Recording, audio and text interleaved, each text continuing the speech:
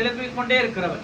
இப்ப எப்பயோ வாழ்ந்த எசபேல், ஆனா வெளிப்படுத்தல் புஸ்தகத்துல சொல்லப்பட்டிருக்கு, எசபேலும் என்னும் ஸ்திரியானவள் என்னுடைய ஊழியர்கள் வேசித்தனம் பண்ணவும் விக்கிரமலை படைத்தலை புசிக்கவும் ஆனா துதிக்கிற அவள் அவர்களுக்கு போதித்தபடியினால், வேசித்தனம் பண்ண விக்கிரம படைத்தலை புசிக்கவும் அவர்களுக்கு போதித்து அவளை வஞ்சிக்கும்படி நீ அவளுக்கு இடம் கொடுத்தார். எசபேல் என்கிற மறைத்து போனால், எகு என்கிற ஒரு ராஜா தோன்றி அவனை துதிக்க அவளை கீழே தள்ளி அவளை கொலை செய்து போட்டான்.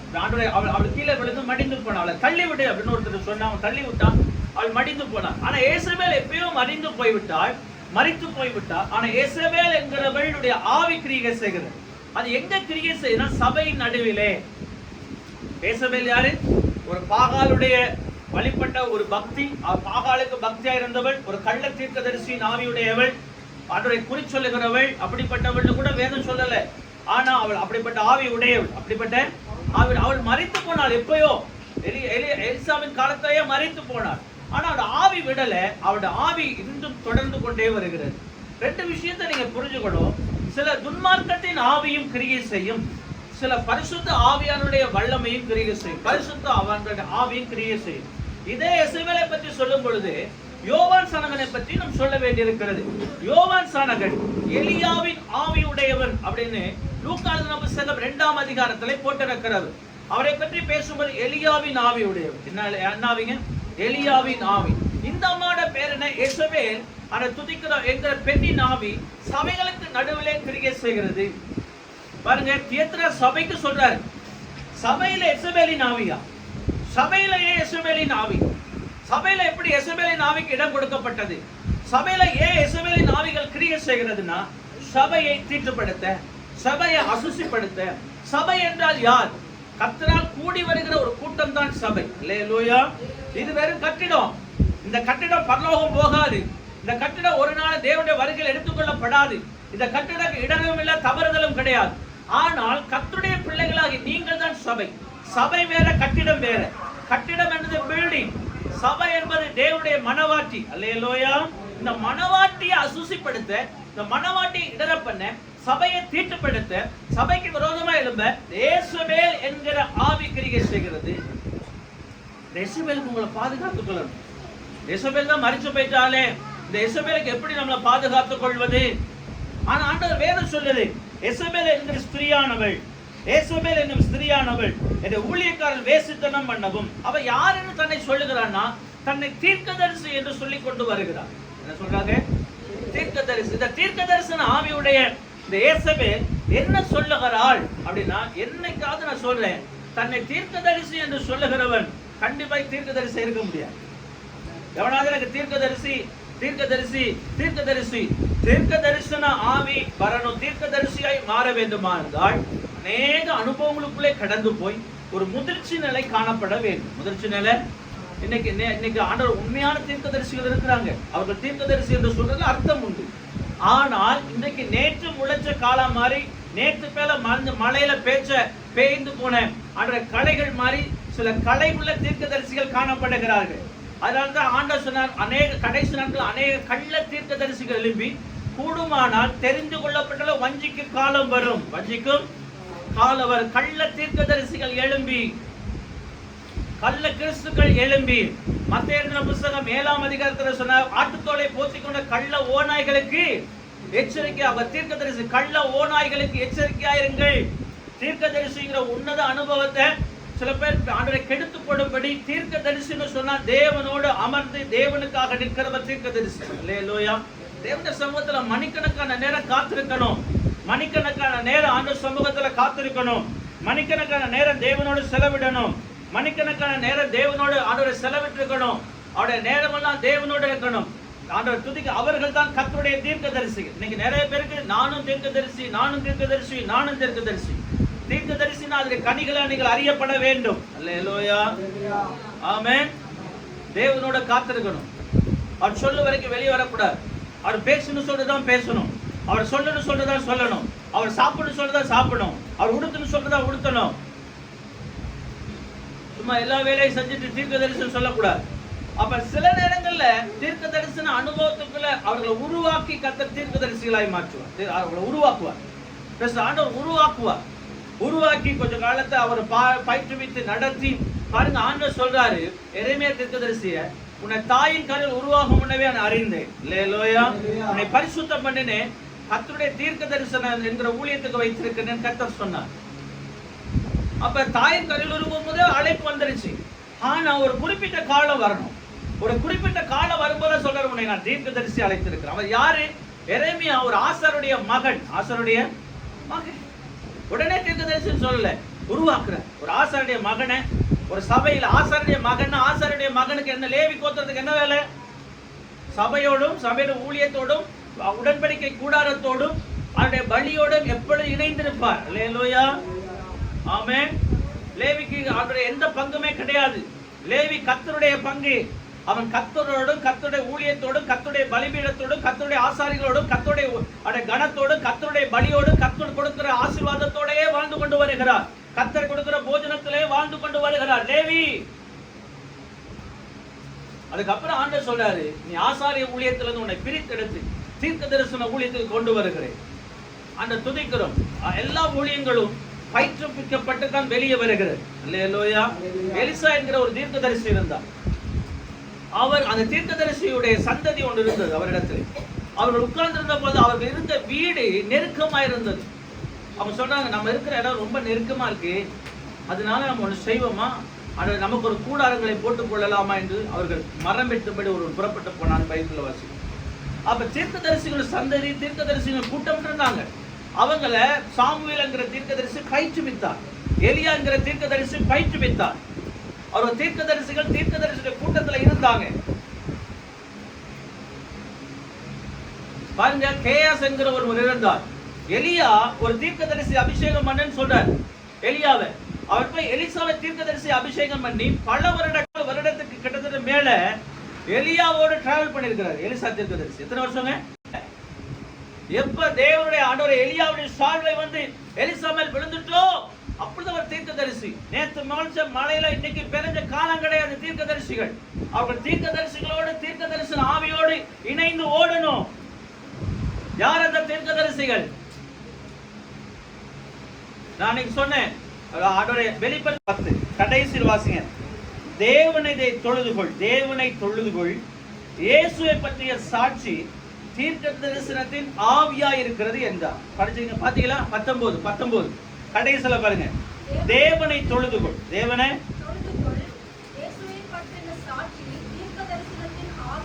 இயேசுவை பற்றின சாட்சி, இயேசுவை போல மாறுகிற சாட்சி, இயேசுவை போல வாழ்கிற வாழ்க்கை, இயேசுவை போல ஜீவிக்கிற ஜீவியம், இயேசுவை பற்றி உயர்த்துகிற உயர்வு தான் தீர்க்கதரிசியின் ஆவி. அல்லேலூயா.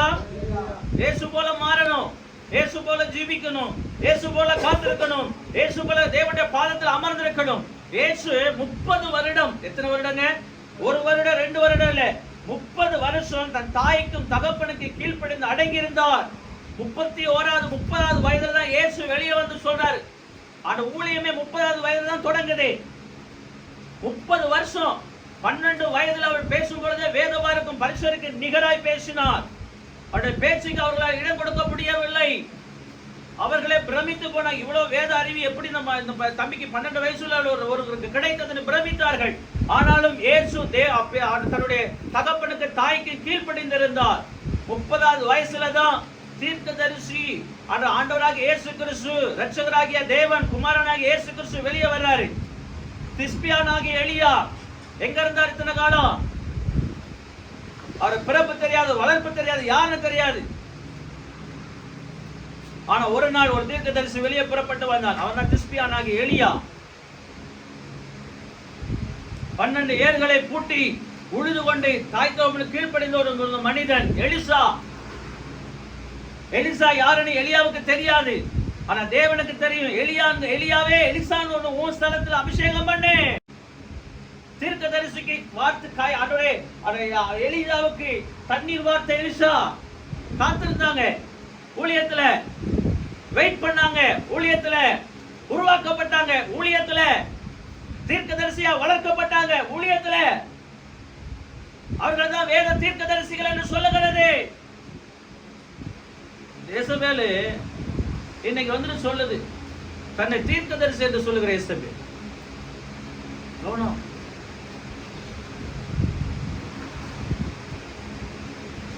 அது சொல்லவே பயப்படணும்.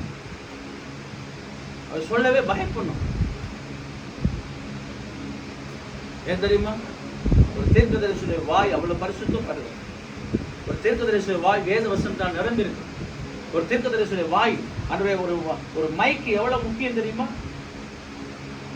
தேவன் பேசுனா பேசணும், தேவன் கடிந்து கொள்ளணும், தேவன் புத்தி சொன்னா புத்தி சொன்ன, தேவன் ஆறுதல் படுத்தணும், தேவன் ஆண்டவரை துதிக்கிறோம், அவனுக்கு போதிக்கணும். தேவன் சொல்லுகிறது மாத்திரம் தீர்க்கதரிசியுடைய வேலை. தன் சுயமா தன்னுடைய சொந்தத்தின்படி தன் ஆறுதல் படுத்துறேன். ஐயோ பாவம், நம்ம ஒரு பார்வை பார்ப்போம், ஆண்டவர் ஒரு பார்வை பார்ப்பாரு. சாமுவேல் தீர்க்கதரிசிக்கு ஒழுங்கா பார்க்க தெரியல தெரியுமா?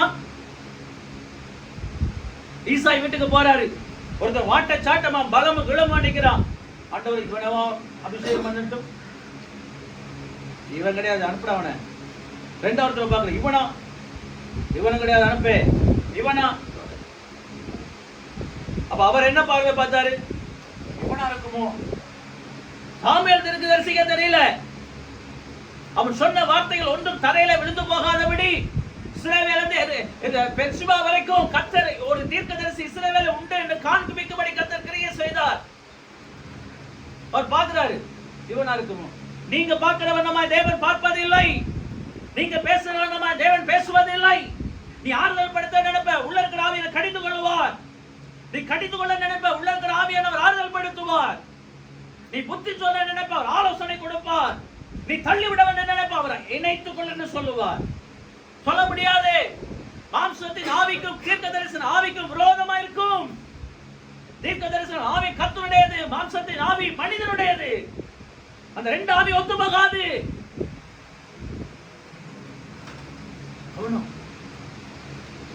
கர்த்தர் தான் பேசுறான்னு எப்படி கண்டுபிடிக்கலாம்?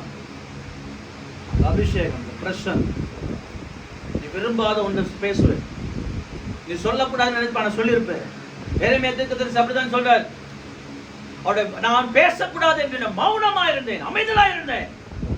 அவனுடைய வார்த்தைகள் என் எலும்புகளுக்குள்ளே புடமிடப்பட்டதை போல அக்னியை போல வெளியே வந்துருச்சு. மூடிக்கலாம், வாயை மூடிக்கலாம் எண்ணினேன். வாசிச்சு பாருங்க எரேமியா தீர்க்கதரிசி புஸ்தகத்தை. அமைதலா இருக்கிறார், வாயிலிருந்து வார்த்தை வந்துருச்சு.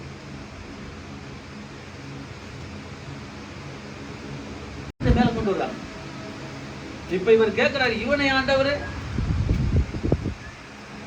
இவனையா? சிவந்த மேனி, அழகிய கண்களும் ஆளை பார்த்தா யுத்தத்துக்கே தகுதி இல்ல ஒரு ஆள். பார்க்க செகப்பா இருக்காரு, வெள்ள வெள்ளேன்னு இருக்காரு, நல்ல புறா கண்ணு மாதிரி.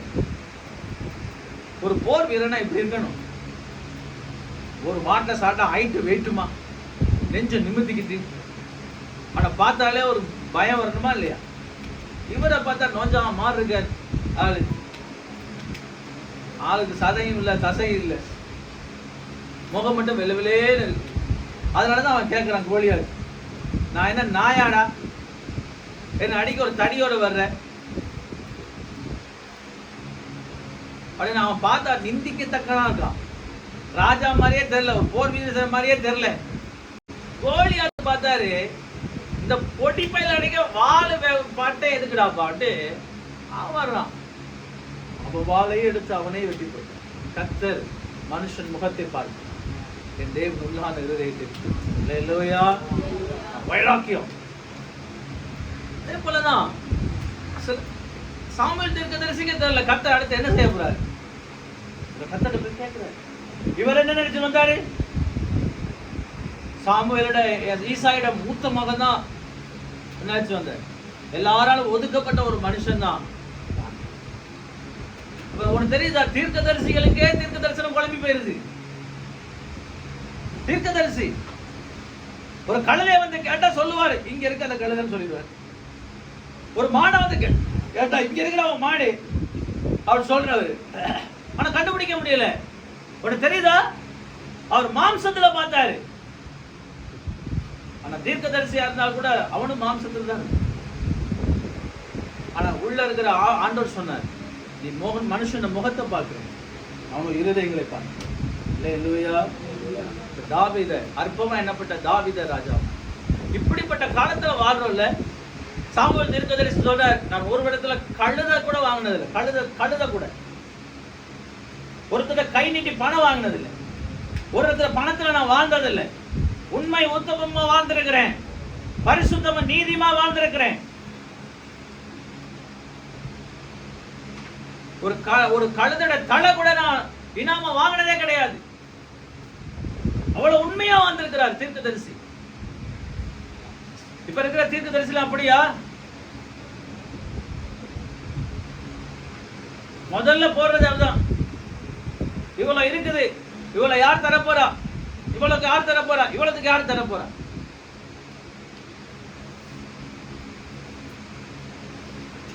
கர்த்தரால் போஷிக்கப்படும். நீங்க சொல்லுங்க பார்க்கலாம். கர்த்தர் தான் போஷிக்கும். யோவான் சானகன் ஒரு தீர்க்கதரிசி. வெட்டிக்குள்ளேயும் காட்டுனா வாழ்க்கைக்குள்ள சாப்பிட்டேன். டெய்லி சப்பாத்தி சாப்பிட்டு பாரு எப்படி இருக்கணும். இவன் தன்னை தீர்க்கதரிசி என்று சொல்லுகிறான். நான் சொல்றது புரியுதா? அந்த பிள்ளை பால் மறக்கு வரைக்கும் மறந்த பின்பாக, பால் மறந்த பின்பாக அந்த பிள்ளை 7 இடத்துல கொடுக்கப்பட்டது. ராமாவுக்கு வந்தது. சின்ன வயசுல இருந்து அந்த பிள்ளை தேவனுடைய ஆலயத்திலேயே கிடந்துச்சு. இப்ப இருக்கிற தீர்க்கதரிசியில எங்க இருக்கிறீங்க? ரோட்ல, செல்போன்ல, பஜார்ல. கேட்டா தீர்க்கதரிசிகள் 1 மணி நேரம் ஜெபிக்க முடியல, நீ என்ன தீர்க்கதரிசி?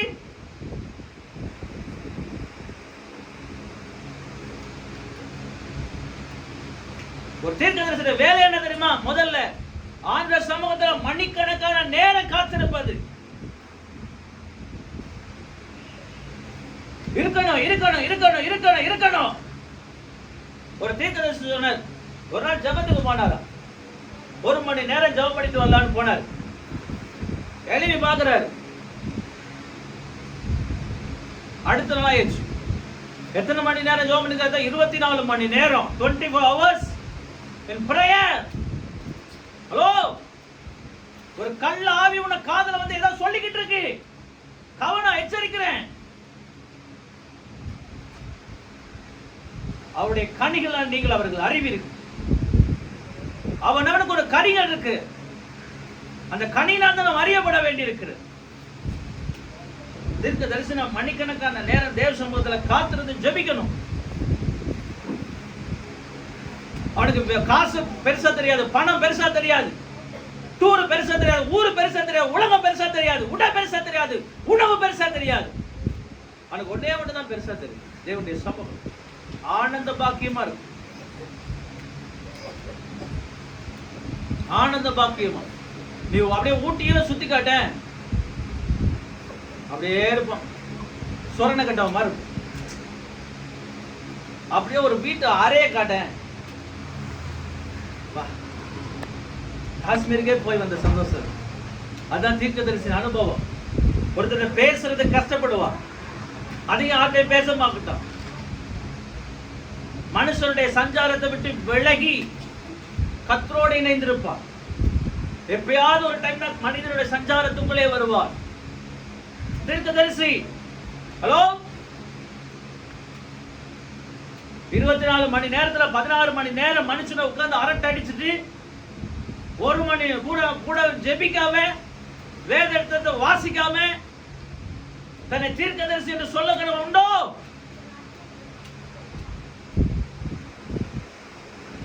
இல்ல பாஸ், என் காதல் வந்து யாரோ சொல்றாங்க தீர்க்கதரிசி தீர்க்கதரிசி. உண்மைதான், சொன்னது யாரோ இல்ல, கள்ள தீர்க்க தரிசனத்தின் ஆவி.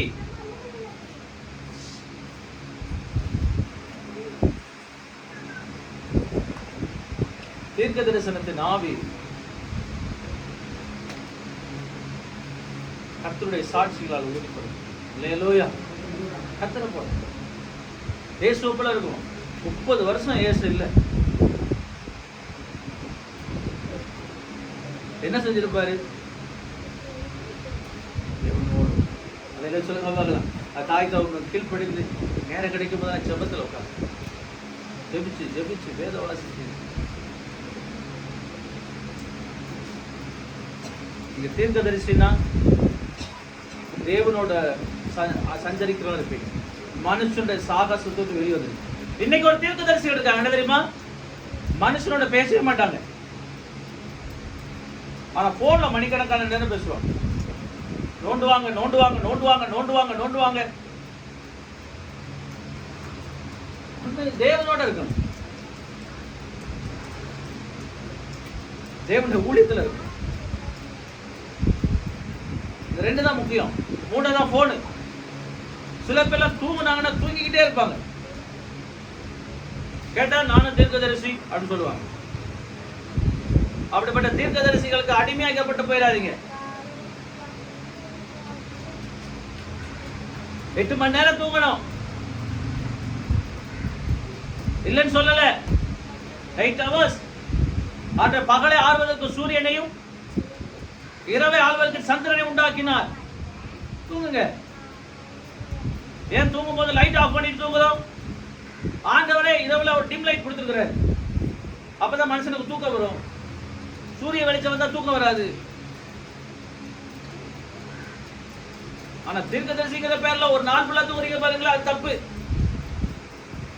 ஏன்னா மனுஷ சஞ்சாரத்தை விட்டு தேவனோடு சேர்த்து பண்ணி தேவனோட இருக்க உலகத்தில் உள்ளவைகள் அவனுக்கு அருவருப்பா இருக்கு. ஆனா இந்த இசபேலானவள் தன்னை தீர்க்கதரிசி என்று சொல்லுகிறார். நான் ஒரு தீர்க்கதரிசி. என் ஊழியர்கள் வேசித்தனம் பண்ணவும் விக்கிரமை படைத்தல புசிக்கவும் அவர்களை போதித்து அவளை விழத்தள்ளிட்டான். எப்படி இதை செஞ்சா? ஒரு தேவனுடைய மனிதர் ஒருவர் இருந்தார், உங்களுக்கு தெரிஞ்ச தேவனுடைய தீர்க்கதரிசி தான். அவர் கூட்டத்தில் ஒருத்தர் வந்தாரா. அவர் சொன்னாராம், ஞாபகம் இருக்கா? அவர் சொன்னாராம், நீங்க சொல்றதுலாம் உண்மையாதான் தெரியும், ஆனா உங்களை பார்க்கும்போது என்ன அறியாமலே ஒரு கோபம் வருது. உங்களை அறியாமலே எனக்கு ஒரு கோபம் வருது. உங்களை பார்த்தாலே எனக்கு கோபமா வருது அப்படின்னு சொன்னார். அதுக்கு இந்த தீர்க்கதரிசி என்ன நம்ம சொன்னாரா? ஒரு பொல்லாத ஆவியா இருக்கும். ஒரு தீர்க்க தரிசனத்தின் ஆவி இருந்தா அந்த தீர்க்க தரிசனத்தின் ஆவியோடு இணைந்து ஓடும். ஆமா, அதுக்கு கீழ்ப்படியும். ஆனா ஒரு தீர்க்க தரிசனத்தின் ஆவியோடு ஒரு தீர்க்க தரிசியோட எசபேலின் ஆவி இணைந்து ஓடாது. வெறுப்பாவே இருக்கும், கோபமா இருக்கும், கட்டுக்கட்டுனே இருக்கும், கொள்ளை செய்யற அளவுக்கு கோபம் வரும்.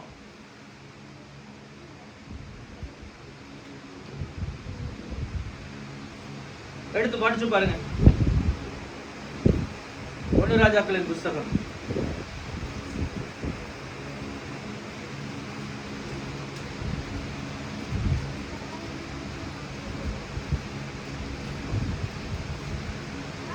19:1 வாசிச்சு பாருங்க.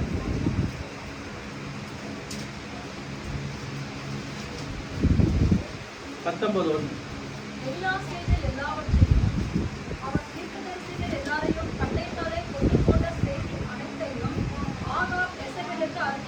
அப்பொழுது எசபேல் எலியாவிடத்தில் ஆள் அனுப்பி அவர்களில் ஒவ்வொருடைய பிராணனுக்கு செய்யப்பட்டது போல நான் நாளை இந்நேரத்தில் உன் பிராணனுக்கு செய்யாதே போனால் தேவர்கள் அதற்கு சரியாகவும் அதற்கு அதிகமாகவும் எனக்கு செய்ய கடவார்கள் என்று சொல்ல சொன்னார். அவனுக்கு அது தெரிந்த போது எழுந்து தன் பிராணனை காக்க யூதாவை சேர்ந்த பெர்சேபாவுக்கு புறப்பட்டு போய் தன் வேலைக்காரனை அங்கே இருந்தார். அவன் வனாந்தரத்தில் ஒரு நாள் பிரயாணம் போய் ஒரு சூறை செடியின் கீழ் உட்கார்ந்து நான் சாக வேண்டும் என்று கூறி, போதும் கர்த்தாவே, என் ஆத்துமாவை எடுத்துக்கொள்ளும், நான் என் பிதாக்களை பார்க்கிலும் நல்லவன் அல்ல என்று சொல்லி ஒரு சூறை செடியின் கீழ் படுத்துக்கொண்டு நித்திரை பண்ணினான். அப்பொழுது ஒரு தூதன் அவனை தட்டி எழுப்பி, எழுந்திருந்து போஜனம் பண்ணு என்றான்.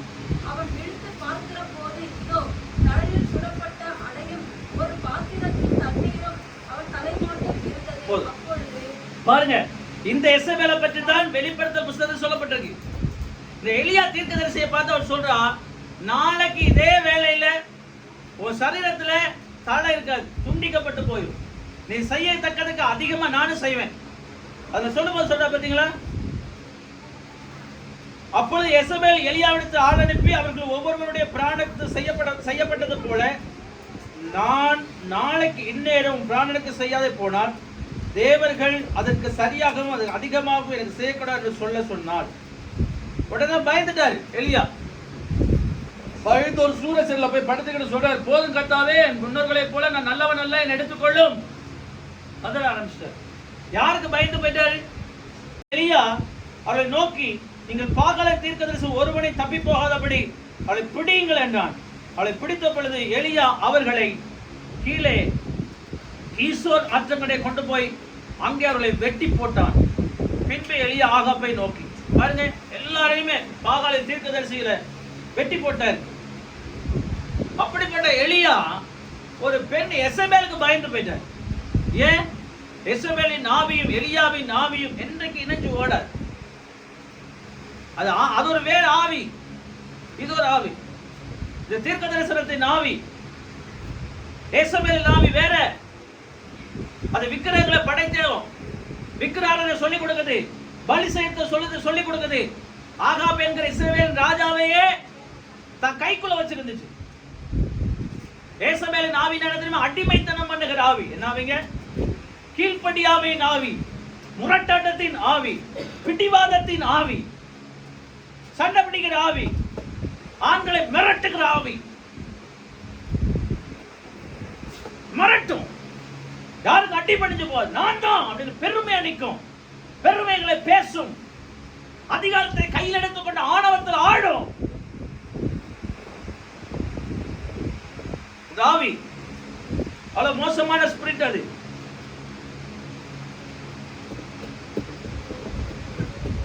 இவ்வளவு இந்த எசபேல் இருக்கு. மாம்சத்தின் கிரிகை கொண்டது எசபேலின் ஆவி. அடிபணிந்து போகாது, தாழ்மையா போகாது, ஒரு பெண்ணுடைய சுபாவம் இருக்காது, அது ஆணுடைய சுபாவம் இருக்கும். என்னது? ஆண்டவர் பெண்களை பார்த்து ஒன்று சொன்னார், மனத்தாழ்மை. சொல்லுங்க, சாந்தமும். இது இருக்குதா நம்மகிட்ட? மனத்தாழ்மை இருக்காது, சாந்தம் இருக்காது, வன்முறை தான். அப்பவே பார்த்துக்கலாம், எசபேலின் ஆவி மாம்சத்தின் கிரியை இருக்கும். கசப்பு, சண்டை, விரோதம், பகை, கோபம். எசபேலின் ஆவிட்ட இருக்க கிரியை, மாம்சத்தின் கிரியை. அப்பவே கண்டுபிடிச்சது எசபேலின் கிரியை. பாருங்க, ஒரு எலியா ஒரு தீர்க்கதரிசி, அவனே பார்த்து சொல்லுது. இந்த ஆகாப் சொல்லியிருந்தா கூட நம்ம கேட்டிருக்கலாம். ஆகாப் ஒரு ராஜா, அந்த நான் ராஜா, எனக்கு பதிலாக நீ அத்தனை பேரை கீத்தோன் ஆற்றண்டையில கொண்டு போட்டதுனால நான் அதுக்கு சரியாக செய்வேன் அப்படி சொன்னா ராஜாவோட கர்ஜனை பரவாயில்ல, மரண தூதனுக்கு சமம். ஆனா இந்த எசபேல் சொல்லுது, அவன் செய்த எல்லாவற்றையும் சொல்றாரு. எலியா பாரு, வானத்திலிருந்து அக்னி இறக்குனார். நம்ம பாகால் தீர்க்கதரிசி ஒரு சவத்துக்கு நீதான் சோறு போட்டு வளர்க்குற. காலையில சிக்கனு, மட்டனு, பீஃப், எங்களுக்கு சோறு போட்டதை வேஸ்ட். எளிய தீர்க்கதரிசி பாரு, அவ்வளவு வல்லமையா பயன்படுறாரு. அவர் நிமித்த ஜனங்களை ஆபத்து இஸ்ரவேலின் தேவனே கர்த்தர் என்று ஆர்ப்பரித்தார்கள். ரட்சிப்பு வந்துட்டு, எழுப்புதல் காணப்பட்டுச்சு அப்படி சொல்றாரு. இதெல்லாம் கேட்ட உடனே அப்பா நல்லதுதானே அப்படின்னு சொல்ல, பொல்லாத ஆவி, கள்ள ஆவி தேசமே சொல்லுது, அவனுக்கு விரோதமா எழும்புவேன், நாளைக்கு இதே போல சரி கட்டுவேன்.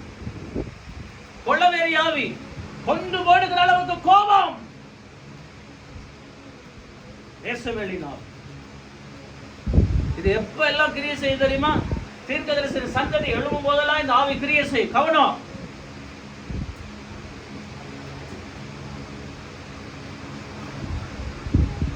இயேசு கிறிஸ்து பாருங்க, ஒருத்தன் கண்ணத்துல அரைஞ்சது, இவனை அரைந்தது யாருன்னு சொல்லு, குட்டினது யாருன்னு சொல்றான். அமைதியா இருக்கு. அடிக்கப்பட்ட ஆட்டுக்குட்டியான இல்லையா? ஆமே, அடிக்கப்படுற மாதிரி இருக்காரு. நம்ம ஆண்டவரோட பேர் என்ன? சாந்தமா இருக்க. தேசுகிற சாந்தமானவர், அன்பானவர். தன்னை நிந்திக்கிறவனை கூட சொல்றாரு, தன் பக்கத்துல இருக்க கண்ணனை கூட சொல்றாரு, இன்னைக்கு என்னோட கூட நீ பரதேசி இல்லையா? ஆமே. ஒருவர் கெட்டு போக நித்திய ஜீவன் நடப்பட அவரை தந்தன் இவ்வளவாய் உலகத்தில் அன்பு கூர்ந்தவர். அப்படிப்பட்ட தேவன் நம் தேவன். இந்த அம்மா இப்படி வீடு கொண்டு கொன்றுவேன் வெட்டிடுவேன், சாச்சிடுவேன். பொறுமையா போக தெரியாது. ஏசபேலின் நாவி மாம்சத்தின் கிரிகை. அல்லேலூயா. கவனமா இருக்கு. ஆண்களுக்குள்ள சில மாம்சத்தின் கிரிகை இருக்கு. ஏசபேலின் நாவி கிரியை செய்யும். பாருங்க, ஆகாபை பற்றி எலியா தீர்க்கதரிசி ஆகாபுக்கு நேரே வந்து ஒரு காரியத்தை பேசுறார். எங்க பேசுறாரு தெரியுமா? 20 வசனம். அப்பொழுது ஆகாப் எலியாவை நோக்கி, என் பகைவனே, என்னை கண்டுபிடித்தாயா என்றான். அதற்கு அவர், உன்னை கண்டுபிடித்த கர்த்தரின் பார்வைக்கு பொல்லாப்பானதை செய்ய நீ உன்னை விட்டு போட்டா. யார்கிட்ட விட்டுட்டு போயிட்டாய்? விட்டு போட்ட ஏசபேல் என்கிற இடத்துல நீ விட்டு போட்டு விட்டாய். ஹலோ, சில ஆண்களும் ஏசபேல் மாதிரி தான் இருக்கு, சில பெண்களும் ஏசபேல் மாதிரி தான் இருக்கு. தீமைக்கு ஒத்து போறது, பாவத்துக்கு ஒத்து போறது, அக்கிரமத்துக்கு ஒத்து போறது. பெண்கள்னு சொன்னாலே ஏசபேல் அல்ல. பெண்களை நல்ல ஞானமுள்ள பெண்கள் இருந்தார்கள் தெரியுமா? தாவீது ஒரு மனிதனை கேட்கிறார். அபிகாய் என்று ஒருத்தர் இருக்கா, அதுல அவன் புருஷன் ஒருத்தர் இருக்கான். அவன் சொல்றான், இத்தனை பேர் எங்க வனாந்திரத்துல இருக்கிறோம், உன் ஆட்டை நாங்க பாதுகாத்துக்கிட்டோம், கொள்ளை எடுக்கல, கொள்ளைக்காரர்களுக்கு விலைக்கு பாதுகாத்து கொண்டோம், எங்களுக்கு இவ்வளவு உணவு கொடுத்து அனுப்பும்னு கேட்கிறார். அதுக்கு அவன் தரமாட்டான். ஆனா மனைவி ஞானமானாய், புத்தியாய், அழகா அந்த படை தளபதிகளுக்கு படைக்கு என்னென்ன வேணுமோ எல்லாவற்றையும் கொடுத்து அனுப்பினார். நல்ல புத்தி உள்ள தேவனால் பயன்படப்பட்ட ஸ்திரீகளும் உண்டு, பாவத்துக்கு கீழ்ப்படிந்து ஓடாத ஸ்திரீகளும் உண்டு. தெபரால் என்கிறவர் இருந்தால் அவருடைய தீர்க்கதரிசி எனப்பட்டார். தெபரால் ஒரு தீர்க்கதரிசி. அப்படிப்பட்டவங்க இருக்கிறாங்க இங்க. ஏசபேல் ஆவி இருக்கு பெண்களிடத்துல. பெண்கள்னால ஏசபேல் அல்ல. பாவத்துக்கு ஒத்து போக கூடாது, துன்மார்க்கத்துக்கு ஒத்து போக கூடாது, விக்கிரகத்துக்கு ஒத்து போக கூடாது, புறங்குறதுக்கு ஒத்து போக கூடாது. ஆண்கண்டை சில ஏசபேலின் ஆவி இருக்கு. பார்க்கணும், நியாயம் எது, பரிசுத்தது, நீதி எது, வேதம் எது, சத்தியம் எது, அதுக்கு தான் கீழ்ப்படிஞ்சு போகணும். அல்லேலூயா. சத்தியம் இல்லை, இது வேதம் இல்லை, இது உண்மை இல்லை, விளக்கிக்கணும். இந்த இடத்துல யாரு கிரியை செய்யறது? அவன் புருஷன் தேவனுக்கு விரோதமா, தேவனுடைய மனிதனுக்கு விரோதமா எழுப்பினான். அவனோட மனைவி கர்த்தருக்கு பிரியமா நடந்து கொண்டான். அல்லேலூயா. இந்த ஆவிதான் காரியம், அந்த ஸ்பிரிட் தான். யாருக்கு இது போதிக்குது?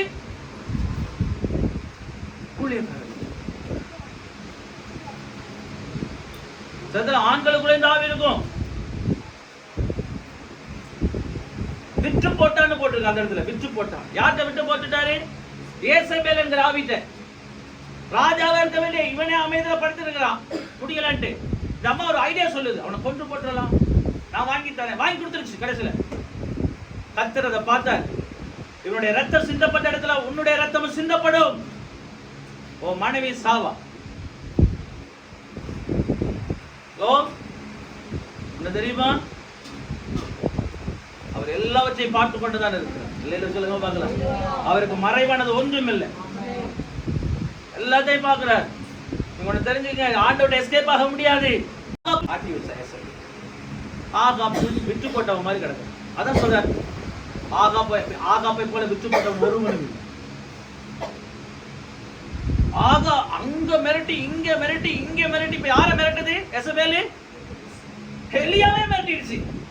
வானத்துல இருந்து அக்கினிய இங்க மிரட்டி, இங்க மிரட்டி. காசுல யார மிரட்டுதம்மா? எலியாவே சொல்லுது, நாளைக்கு இந்நாள் நீங்க செஞ்ச பாகாலுடைய தீர்க்கதரிசி செஞ்ச பாதியம் உனக்கு செய்யப்படும். முடிஞ்சது சொல். அவ்வளவு வீரமா செயல்பட்ட ஒரு தேவ மனிதன், ஒரு தீர்க்கதரிசி, கர்த்தருடைய அக்கினிய வேலையா இருக்கிற இறக்குங்க தீர்க்கதரிசி ஓடிப்போ ஒரு பொம்பளை சொன்னதுக்காக சூரியசத்துல போய் படுத்துட்டேன். இப்ப என்ன சொன்னாரு? போதும் கர்த்தாவே, நான் முன்னோர்களை போல என்ன இல்லை, நல்லா எடுத்துக்கொள்ளும், செத்துறேன் ஆண்டவரே. அது மிரட்டி எப்படி இருக்குன்றீங்க? அதிகாரம் நடத்திருக்க அம்மா வந்து சொன்னவன் என்ன சொல்லியிருப்பான்? எலியா உன் உயிரே போச்சு. இப்ப யார மிரட்டிச்சு, யார அடைச்சிச்சு? அடக்கி அடக்கி அடக்கி அடக்கி தேவனுடைய மனித மேலே கை வச்சிருச்சு. ஆனா அந்த அம்மா சொன்னது நடந்துச்சோ இல்லையோ, எலியா சொன்னது நடந்துச்சு. அலைவா சொல்லுவாங்களா? ஆமென். அந்த அம்மா என்ன சொன்னுச்சு? நாளைக்கு இதே நாள் உனக்கு சரி கட்டப்படும் சொன்னுச்சு. எலியா தீர்க்கதரிசி என்ன சொன்னாரு? எலிசா என்ன சொன்னாரு? எலியா சொன்னது அப்படி நடந்துச்சா? அதுதான் அதே புதிய ஏற்பாடுல ஒரு எலியா இருக்கிறார். இயேசுவே சொன்னார் இவர்தான் எலியா. பாருங்க, எடுத்து படிச்சு பாருங்க. மத்தேயு 14வது அதிகாரம் பாருங்க. இந்த இயேசுவேலின் ஆவி எங்க வரைக்கும் கிரியை செஞ்சது தெரியுமா? ஒண்ணு இங்க, ரெண்டாவது புதிய ஏற்பாடுல. புதிய ஏற்பாடுல எங்க? 14 அதிகாரத்துல படிச்சு பாருங்க. அக்காலத்திலே காட்பாங்க தேசாதிபதியாக ஏரோது இயேசுவின் கீர்த்தைகளை கேள்விப்பட்டு தன் ஊழியக்காரன் நோக்கி, இவன் யோவான் ஸ்நானகன், இவன் மரித்தெழுந்து எழுந்தார், ஆகியால் இவ்விடத்தில் பலத்த செய்கள் விளங்குகிறது என்றார். ஏரோது தன் சகோதரனாகிய பிலிப்புவின் மனைவி ஏரோதியல் நிமித்தம் யோவானை பிடித்து கட்டி காவலிலே வைத்திருந்தார். ஏனெனில் நீர் அவளை வைத்துக் கொள்வது நியாயமல்ல என்று யோவான் அவனுக்கு சொல்லியிருந்தான். ஏரோது அவளை கொலை செய்ய மனதாயிருந்து ஜனங்கள் அவரை தீர்க்கதரிசி என்று எண்ணினபடினால் அவளுக்கு பயந்திருந்தான்.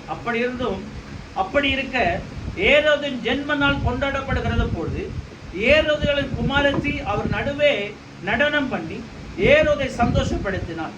அது நிமித்தம் அவன் நீ எதை கேட்டாலும் தருவேன் என்று அவளுக்கு ஆணையிட்டு கொடுத்தான். ஆணையிட்டு வாக்கு கொடுத்தான். அவள் தன் தாயினால் ஏவப்பட்டபடியே யோவான் சாடை தலையை இங்கே ஒரு தாளந்து எனக்கு தாரும் என்று கேட்டார். ராஜா துக்கமடைந்தான். ஆகிலும் ஆணை நிமித்தம் பந்தியில் கூட இருந்த நிமித்தம் அதை கொடுக்க கட்டளையிட்டான். ஆள் அனுப்பி காவல் கூடாரத்திலே யோவான் சிரசேதம் பண்ணுவித்தான். அவருடைய சிரசை ஒரு தாளந்திலே கொண்டு வந்து சிறுபெண் கொடுத்தார். அவள் அதை தன் தாயினிடத்தில் கொண்டு போனாள். அவருடைய சீசர்கள் வந்து உடலை அடக்கம் பண்ணி பின்பு போய் இந்த சங்கதியை இயேசுவுக்கு அறிவித்தார். அல்லேலூயா.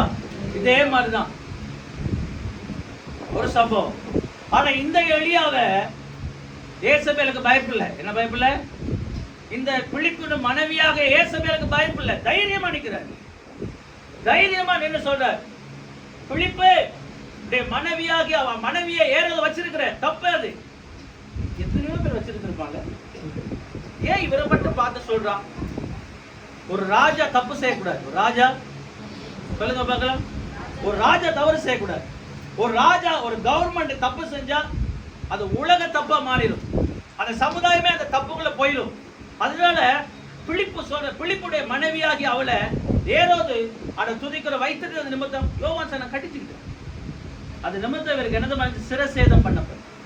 இன்னும் அந்த புத்தகத்துல படிச்சீங்கன்னா யோவான் சாண்டை வந்து ஏரோது வந்து கேட்டு மனம் திரும்பி அவன் நீதிமான் என்று அறிந்து அவனுக்கு உண்மையா இருந்திருக்கும். இன்னொரு புத்தகத்துல படிச்சு பாரு, சூப்பரா இருக்கு. ஏரோதுக்கு வந்து யோவான் சானை கொலை செய்ய மனசே இல்லை. ஏன் மனசு இல்லை தெரியுமா? அவன் உத்தமன நீதிமான் என்று அறிந்து கொண்டான். இவர் என்ன சொன்னார்? பிலிப்பு ஏரோதை பத்தி என்ன சொன்னார்? ஏரோது பிலிப்புடைய மனைவி வச்சிருக்கிற, இனி கவனமா இருக்கு. உடனே அவன் போனான், யோவான் சாண்டை உட்கார்ந்தான், நிறைய வசனத்தை கேட்டான், மனம் திரும்பினான், நீதிமான நடக்க உத்தமானான். இப்ப அந்த அம்மாவுக்கு அந்த ஐயாவுக்கு தொடர்பு கட்டாயிடுச்சு. யாருக்கு? ஏரோதுக்கும் பிலிப்புடைய மனைவிக்கு தொடர்பு கட்டாயிடுச்சு. கோவம் வந்துருச்சு இந்த அம்மாவுக்கு. ஏடா இவ்வளவு காலம் நம்ம பேச்சை கேட்டுக்கிட்டு ஆடிக்கிட்டு இருந்தான், இப்ப யோவான் சாண்டை பேச்சை கேட்டு ஆடிக்கிட்டு இருக்கான். மறுபடியும் அந்த கள்ள தொடர்பு வரணும்னா என்ன செய்யணும்? இடையில இருக்கிற ஒருத்தரை போட்டு தள்ளிடணும். பார்த்துச்சு வன்மம், கசப்பு, கோபம், பழி வாங்குற உணர்ச்சி, கள்ள ஆவி, கள்ளத்தனமான சிந்தனை, ஏசபேலின் ஆவி, பாவத்துக்கு பதுங்கி போறது, பாவத்து மேல் ஆசை கொள்வது, பாவத்துக்கு விரோதமாய் நிற்காதது, பாவம் செய்ய தூண்டி விடுகிறது. ஏசபேலின் ஆவி யாரை பிடிச்சது தெரியுமா? ஏரோது. இப்ப அந்த தொடர்பு இல்லாம போயிடுச்சு. ஏரோதுக்கும் பிலிப்புடைய மனைவிக்கு தொடர்பு இல்லை. ஏன்னா இந்த மனசு யாரோட சேர்றான்? பிளான் போட்டுச்சு. ஒரு நாள் பிறந்த நாள் வந்துச்சு, அவ பிள்ளைய நடவன உடைச்சு இவர் ரொம்ப சந்தோஷப்பட்டார். இவன் அழகா ஆடுது இல்ல. உடனே அந்த பிள்ளைகிட்ட போய் கேட்கிற, என்ன வேணும்? அவங்க அம்மா கூப்பிட்டு சொல்லுது, அது இது கேட்காத. நம்மளா தான் என்ன கேட்டிருப்போம், இந்த புள்ள உயிரோடு இருக்கு காலம்லாம் நல்லா படிக்க வைங்க, இல்லாட்டி உங்க ராஜ்யத்தில் ஒரு கொஞ்சம் இடத்த கொடு, இல்லாட்டி நீ ஆட்சி காலத்துல வரும்போது ஆட்சியில இவளுக்கு ஒரு ஸ்தலத்தை வச்சிரு. அப்படிதான் கேட்டுக்கலாம்ல. நம்ம போய் கேட்டு, இந்த பிள்ளை என்னமா வேணும் உனக்கு? யோவான் சார தலையை கொடு. ஆனா அந்த எலியா பயந்து போய் சூடுச்சல்ல ஒரு பொம்பளைக்காக படுத்துக்கிட்டு, இந்த எலியா இயேசு கிறிஸ்து சொன்னார், வருகிற எலியா இவனே தான். அல்லேலூயா சொல்லுங்க பார்க்கலாம். எலியாவின் ஆவியுடைய ஒரு நாளும் அடங்கி போகல. ஹலோ, நீங்க நிக்கிறது, நீங்க பழகிறது, நீங்க பார்க்கிறது, நீங்க வாழ்றது, நீங்க சிந்திக்கிறது, நீங்க சந்திக்கிறது என்ன ஆவின்னு தெரிஞ்சுக்கணும். அடங்கி போ, தாழ்ந்து போ, விட்டுக்கொடு, சகி, தப்பு இல்ல. மனிதன் ஒருத்தருக்கு தாழ்ந்து போற தப்பு இல்லை, ஒருத்தருக்கு இணங்கி போற தப்பு இல்லை. ஆவிக்கு இணைஞ்சிடக்கூடாது, அதுக்கு எதிர்த்து தான் நின்று ஆகணும். எலியா ஒரு நாள் இந்த ஆவிக்கு அடிமைப்பட்டு போனார். கவனமா, எலியாவோட தலை போனாலும் சரி, எலியா பயந்து ஒடுங்கி சூரச்சல்ல படுத்து, போது கர்த்தாவே இந்த நானும் நல்லவன் அல்ல சொல்லு. இதே எசபேலின் ஆவி மூணாவது இடத்துல கிரியை செய்யும். நம்முடைய காலம் யார் காலத்துலங்க? முதல்ல எங்க கிரியை செஞ்சுச்சு? எலியாவின் காலம். ரெண்டாவது எங்க கிரியை செஞ்சுச்சு? யோவான் சாணத்துல. மூணாவது எங்க கிரியை செய்து? இந்த காலத்துல. அது எங்க கிரியை செய்து? முதல்ல கிரியை செய்து பின்மாற்றத்துல போன இஸ்ரேல். ரெண்டாவது கிரியை செஞ்சு இயேசு கிறிஸ்து என்கிற காலத்துல, ஊழியம் செய்த காலத்துல கிரியை செஞ்சு. இப்ப கிரியை செய்து கடைசி காலத்துல சபையில. கவனம், உங்களை எல்லா காவலோட காப்பாத்திக்கங்க. அல்லேலூயா. சரி, இந்த ஆவிக்கு விலக்கி நம்மளை பாதுகாத்துக்கணும். இந்த ஆவி எனக்குள்ள கிரியை செய்யக்கூடாது. என்ன செய்யலாம்? அடிமைத்தனம் பண்றது இல்லைங்க குடும்ப வாழ்க்கை, அராஜகம் பண்றதுல குடும்ப வாழ்க்கை. எல்லாட்டையும் அன்பா இருக்கிறதா குடும்பம். ஆமென் சொல்லுங்க பார்க்கலாம். நான் இனி உலகத்திலே, இவர்கள் உலகத்தில் இருக்கிறார்கள். 11 வாசிங்க. 17 11 வாசிங்க. நான் இனி உலகத்திலே, இவர்கள் உலகத்தில் இருக்கிறார்கள். நான் உம்மிடத்துக்கு வருகிறேன். பரிசுத்த பிதாவே, நீர் எனக்கு தந்தவர்கள் நம்மைப் போல ஒன்றாய் இருக்கும்படிக்கு நீர் அவர்களை உம்முடைய நாமத்தினாலே காத்துக்கொள்ளும். நான் அவர்களுடனே கூட உலகத்தில் இருக்கையில் அவர்களை உம்முடைய நாமத்தினாலே காத்துக்கொண்டேன். நீர் எனக்கு தந்தவர்களை காத்துக்கொண்டு வந்தேன். வேத வாக்கியம் நிறைவேறத்தக்கதாக கேட்டின் மகன் இருந்து போனானே அல்லாமல் அவர்களில் ஒருவரும் கெட்டுப் போவதில்லை. இப்பொழுதும் நான் உம்மிடத்துக்கு வருகிறேன். அவர்கள் என் சந்தோஷத்தை நிறைவாய் அடையும்படி உலகத்தில் இருக்கையில் இவைகளை சொல்லுவேன். நான் உம்முடைய வார்த்தையை அவர்களுக்கு கொடுத்தேன். நான் உலகத்தான் அல்லாது போல அவர்களும் உலகத்தால் அல்ல. ஆதலால் பாருங்க, எப்ப உலகத்தான் அல்ல தெரியுமா? நீங்க பாருங்க, அந்த வேதவசனம், நான் உம்முடைய வார்த்தைகளை கொடுத்து நான் உலகத்தான் அல்லாதது போல அவர்களும் உலகத்தார் அல்ல. அல்லேலூயா. இப்ப நீங்க சொல்லுங்க, நான் ஆண்டவர் உலகத்தார் அல்ல, நானும் உலகத்தான் அல்ல. சரி, ஆண்டவர் சொல்ல, நான் உலகத்தான் அல்ல, நான் உலகத்தான், அதனால நீங்கள் உலகத்தார் அல்ல. உலகத்தை போல வாழக்கூடாது. உலகத்தானே போல, உலகத்தான போல பேசுறது, உலகத்தான போல காலையது, அதுதான் அந்த எசபேலின் ஆவி. உலகத்தின் ஆவி, மாம்சத்தின் ஆவி, மாம்ச கிரிகையின் ஆவி, அதுதான் எசபேலின் ஆவி. இந்த எசபேலின் ஆவி என்ன தெரியுமா? மாம்சத்தின் ஆவி, மாம்சத்தின் கிரிகையின் ஆவி. பொறாமை, சண்டை, விரோதம், பகை, கசப்பு, விரோதம், பிரச்சனை, மூர்க்கம், கலகம், கசப்பு, பழி வாங்குற எண்ணம். இதான் எசபேலுடைய சுபாவம். பழி வாங்குற எண்ணம் வரக்கூடாது. எத்தனை பேருக்கு பழி வாங்குற எண்ணம் இருக்கு இப்போ வரைக்கும்?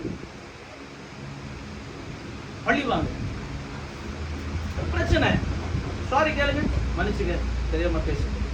ஆண்டு சொன்னா கோபம் கொண்டாலும் பாவம். கோபம் வரும் மனுஷனுக்கு, எல்லாருக்குமே கோபம். நாய்க்கு கூட கோபம் தெரியுமா? பூனைக்கு கூட கோபம். பூனை கோபம் பார்த்திருக்கீங்களா? கொஞ்சம் அடிச்சு பாருங்க, பள்ளின்னு வைக்கும். பூனைக்கு கூட கோபம். ஒரு பலன் இல்லாத மிருகத்துக்கு கூட கோபம். கோபம் ஆனா பாவம் செய்ய என்ன செய்யாதீங்க. கோபம் கொண்டாலும் பாவம் செய்யாம. பாவம் செய்யற தப்பு. ஆண்டு சொல்ற நான் உலகத்தார் அல்ல, அது போல நீங்கள் உலக, நம்மளை நம்பி சொல்றாரு நான் உலகத்தார் அல்ல. சொல்லுங்க, நீங்கள் உலகத்தார். ஆண்டவர் உங்களை நம்பி தானே இந்த வசனம் சொல்றாரு. நீங்க உலகத்தானா? உங்களோட எசபேல் கிரியை இருக்கணுமா? இல்ல ஆண்டவர் இயேசு கிறிஸ்து கிரியை இருக்கணுமா? இயேசு எப்படிப்பட்டவர்? அன்பானவர், பொறுமையானவர், தாழ்மையானவர், விட்டு கொடுக்கிறவர், சகிக்கிறவர், எல்லாரையும் நேசிக்கிறவர். சரி, நீங்கள் உலகத்தானார். உலகத்தான் மாதிரி நாங்க நடந்து பொறுமையா, அன்பா, தாழ்மையா, விட்டு கொடுக்கிறார். அல்லேலூயா சொல்லுங்க.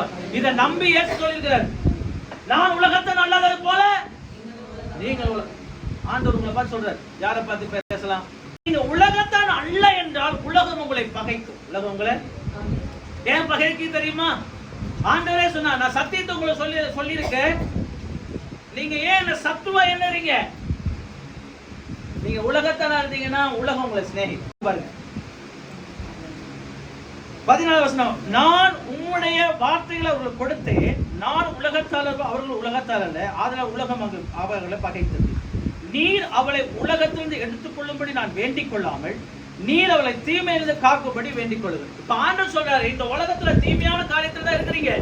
ஏசபேல், பாகால், அஸ்தரோத்து இருக்கிற உலகத்துல தான் இருக்கிறீங்க. ஆண்டவர் சொல்றாரு, உங்களை அதை எடுத்துக்கொள்ளாமல் தீமையிலிருந்து காக்கவே விரும்புகிறார்.